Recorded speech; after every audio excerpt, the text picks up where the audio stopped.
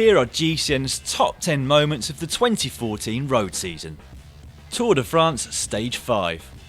It was wet, tough and every bit as epic as we'd hoped it would be. Chris Froome retired early, Alberto Contador struggled, but Vincenzo Nibali put in the performance of a vintage classic specialist.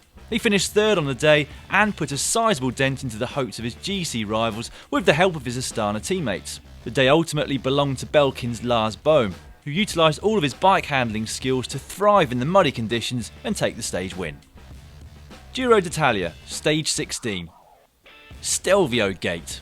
Now, we're fans of an epic here at GCN. Maybe it's because since we retired we don't have to do them anymore, but it sure makes for a spectacle. But was the race neutralised or wasn't it? Whichever side of the argument you take, it was one of the most dramatic stages of any race this year, and Nairo Quintana was masterful in his handling of the atrocious conditions. He demolished his rivals, took the Maglia Rosa and effectively sewed up his first Grand Tour victory. La Course. The inaugural edition of La Course was an important landmark for the resurgence of women's cycling.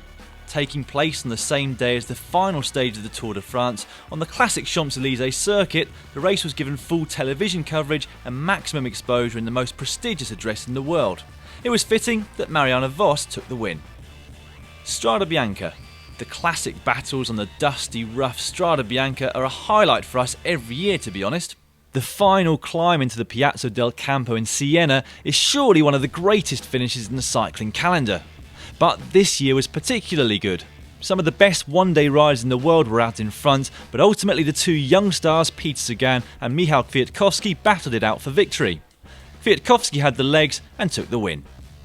The Tour of Flanders. We like a good bit of racecraft here at GCN, and no one showed more of that this year than Fabian Cancellara when taking his third Ronde van Vlaanderen. What do you do if you're the overwhelming race favourite? Bluff, that's what, and then unleash a race-winning sprint. Tour de France Stage 9. We all remember Stage 6 at the Vuelta last year when Tony Martin was cruelly caught by the peloton within the last few hundred metres after having ridden solo for almost 175 k's. We weren't too disappointed at the time. It made for a cracking GCN Rider Diaries video when Morkov won. But on Stage 9 of the Tour de France this year, Tony got a bit of redemption. He dropped his breakaway companion Alessandro De Marchi with 60 k's to go and never looked back, eventually winning the stage by 2 minutes and 45 seconds and averaging nearly 41 k's per hour. Contador recovers to win the Vuelta. After suffering a broken leg in the Tour de France, you would have got some pretty long odds for Contador returning to his home race and completing it, and certainly to take the title as well. But that's exactly what he did at the Vuelta, claiming 3 stage wins in the process and reminding us exactly why he's one of the greatest stage racers of all time. Lombardia.